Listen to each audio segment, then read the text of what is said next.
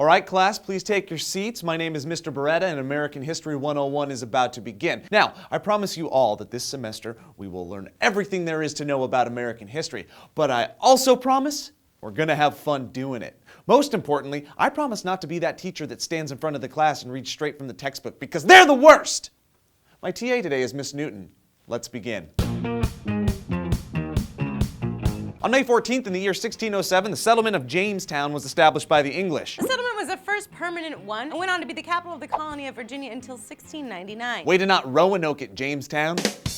Now, we all know that life was far from ideal for these early settlers, but now, after a 20-year excavation of the Jamestown settlement, researchers have obtained proof of how absolutely terrifying early living conditions were for the unfortunate Jamestownsians. What I'm saying is they've discovered the first ever proof of settler cannibalism. Just 2 years after they settled, Jamestown suffered through the winter of 1609 to 1610. This soon became known as the Starving Time, which was a trifecta of utterly horrendous circumstances that ravaged the settlers. J-Town was plagued by a lack of supplies and provisions, and disease reared its ugly pestilent head, and then, to make matters worse, the Native Americans became super upset with the white man squatters and intensified their attacks, essentially cutting the hungry and suffering establishment off from everyone else. So the situation quickly heightened to a do-anything-to-survive level after traditional cuisine was no longer available. Horse were the first to go. Then the local cat and dog population dipped, and then the boot and leather population declined. They ate everything. Until there was nothing. And that's when they turned on each other. Now, there were prior allusions of cannibalism and tall tales so unbelievably graphic that no one wanted to believe them, but these new finds are the first scientific proof of the man munchies. Here's where we get a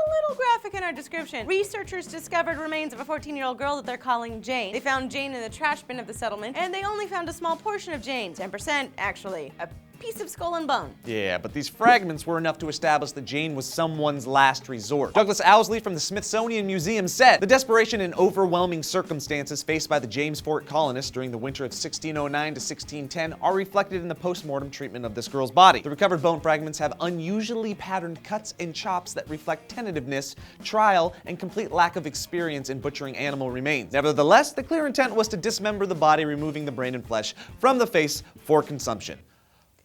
My God. Jane wasn't the only casualty of the Starving Time, as 200 people, or 4/5 of Jamestown, died that winter. It's all good though. Jamestown went on to flourish after their ranks were bolstered by future waves of settlers. They endured. So, from now on, when we all look up at the flag to honor the country and the sacrifices that make up its foundation, remember, our early American ancestors totally ate each other to survive. And that's gotta stand for something. America. Right? America. Yeah.